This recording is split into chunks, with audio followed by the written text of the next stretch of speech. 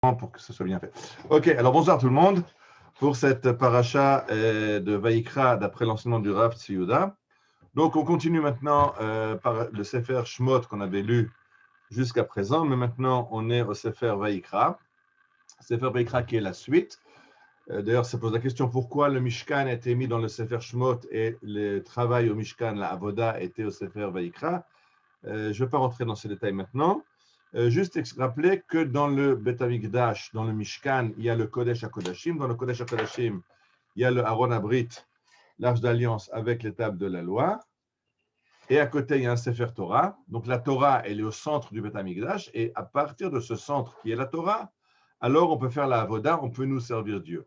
C'est-à-dire qu'il y a toujours ce problème que si c'est l'homme qui décide comment servir Dieu, alors on risque de tomber dans des erreurs, dans de la avodazara, un travail, avodazara, l'idolâtrie.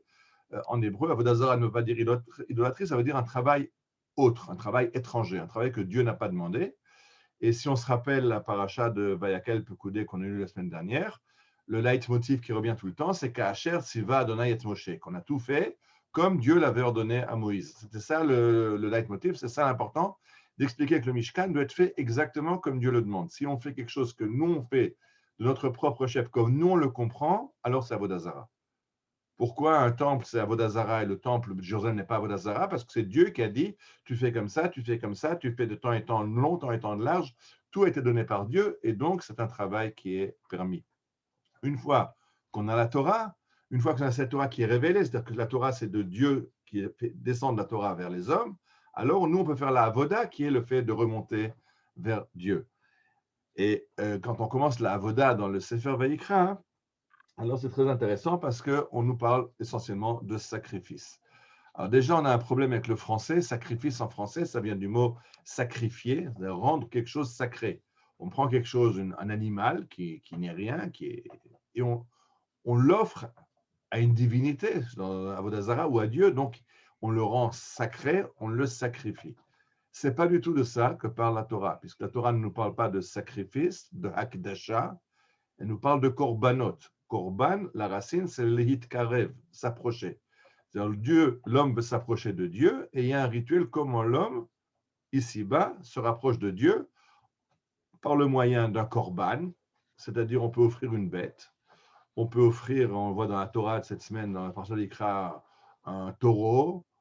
Celui qui a moins d'argent, un mouton ou une chèvre. Celui qui a encore moins d'argent, un pigeon. Et celui qui a encore moins d'argent, ça va être juste de la farine et de l'huile. Mais ce qui est important de comprendre, c'est que quand l'homme veut s'approcher de Dieu, il le fait à travers le monde, c'est-à-dire le monde animal et le monde végétal, les animaux qu'on offre en sacrifice et les menachot qui vont avec, l'huile et la farine. C'est-à-dire que quand l'homme s'approche, se rapproche de Dieu, il emmène avec lui, il monte avec lui, il élève avec lui tout le monde végétal et le monde minéral, et le monde animal, végétal et minéral. Mais ce qui est important, c'est que la Torah, quand elle nous parle maintenant de comment faire la avoda, comment se rapprocher de Dieu, elle va nous commencer par un korban qui est le korban Ola. Le korban Ola, ce qu'on appelle en français l'Holocauste, c'est un sacrifice qui est entièrement brûlé sur l'autel. C'est-à-dire qu'il n'y a rien qui est consommé ni par la personne qui l'a offert, ni par les Kohanim. C'est Ola la Hashem, c'est offert à Dieu. C'est-à-dire que c'est aussi très important, ce korban Ola n'est pas un korban qui vient pour expier une faute.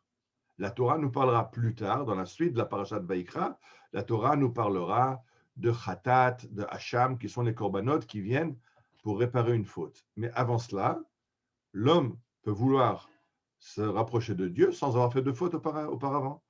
Le père du Rav Tziyuda Kook, le Rav Avraham Yitzhak Cohen Kook, a écrit un livre sur la Teshuvah qui s'appelle Orot HaTeshuvah. Et dans ce livre, il explique que de faire la Teshuvah d'une faute, avoir fait une faute et réparer, c'est bien. Mais il y a une Teshuvah qui est beaucoup plus grande, qui est la Teshuvah où il n'y a pas eu de faute. Alors, s'il n'y a pas eu de faute, pourquoi faire la Teshuvah? Il dit faire la Teshuvah de quelque chose qui était bien, mais petit, pour faire quelque chose de grand. Un homme qui était petit et qui s'agrandit, qui augmente sa stature, qui s'élève, qui se rapproche de Dieu, il n'a pas besoin d'avoir fait une faute pour ça. Il fait quelque chose de bien en prenant quelque chose qui est bien a priori et l'en rendant encore mieux. Ça, c'est la teshuva par excellence. La teshuva qui agrandit le bien, qui agrandit le monde, qui élève l'homme sans avoir besoin d'avoir fait une faute auparavant. Alors, la Torah parlera de ça, du khatat et du hacham, parce qu'il y a des fautes, il faut réparer, mais ce n'est pas par ça qu'on commence.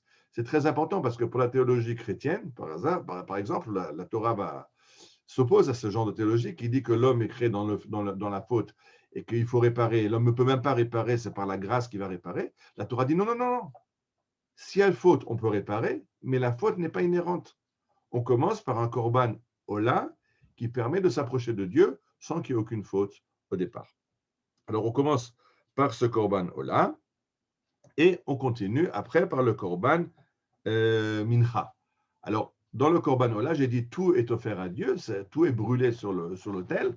Dans le korban mincha, ce qui est une offrande d'huile et de farine essentiellement, alors là, il y a déjà une partie qui est mangée par les Kohanim. Une partie est brûlée sur l'autel, mais il y a un repas convivial entre Dieu et ses serviteurs, entre Dieu et les Kohanim.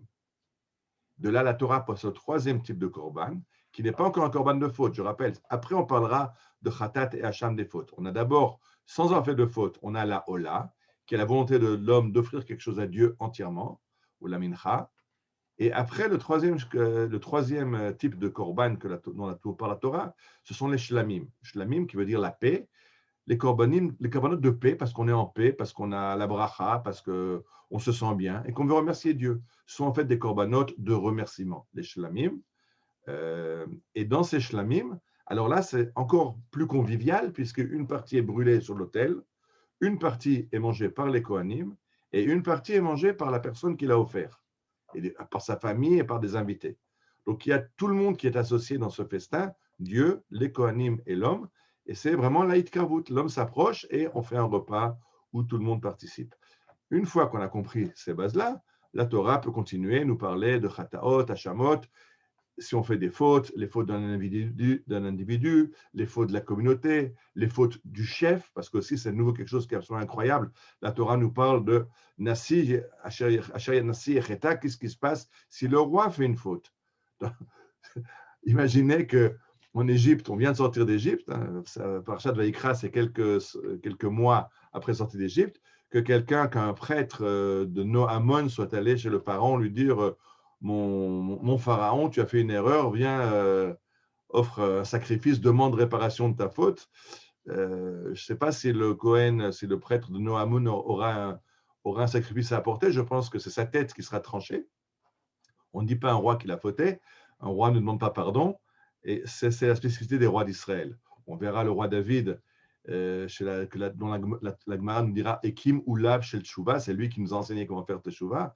Donc chez nous, un roi aussi fait une faute et un roi aussi va se faire pardonner.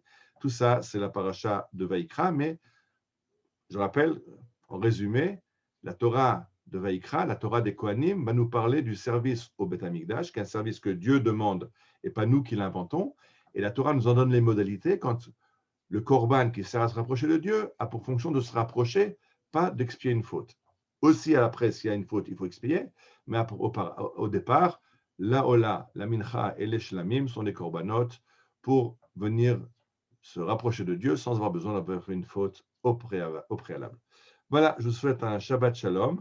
Si quelqu'un veut ajouter, rentrer, discuter. Je rappelle que la semaine prochaine, on sera RF Pessah, donc je pense qu'on n'aura pas le temps de se rencontrer jeudi soir. S'il y a une volonté de se rencontrer mercredi soir pour parler de la paracha de Pessah ou de Pessah, moi je suis d'accord. Je proposerai mercredi soir, s'il y a des gens qui viennent, bien, très bien. Si personne n'a le temps de venir, c'est pas grave. Et sinon, alors on se retrouvera pendant Pessah ou après Pessah. On verra d'après les volontés. Vous pouvez m'écrire. Vous avez aussi mon téléphone qui est affiché sur mon nom. Il y a le téléphone. Donc, si vous pensez que oui ou non, vous pouvez répondre. Voilà. Si quelqu'un veut ajouter quelque chose, poser une question, les micros sont ouvrables. Oui. Si quelqu'un veut ouvrir, vous pouvez ouvrir vos micros. Ah, ben, Shabbat Shalom, les Koulam. Shabbat Shalom, Shabbat Shalom. Merci Bonjour. beaucoup. Bonjour les Spira, bonjour les Martine, je ne sais pas qui c'est eux, point. Laurence, Françoise, Malka, je vois qui c'est, même si je ne vois pas l'image. Alors, un très bon Shabbat et puis un très bon Chag Pessah. Et puis de très bonnes préparations du Seder. Voilà. Shabbat Shalom à tout le monde. Shabbat Shalom. C'était Eliane, bien. OK. À bientôt. À bientôt. Au Merci. revoir. Merci.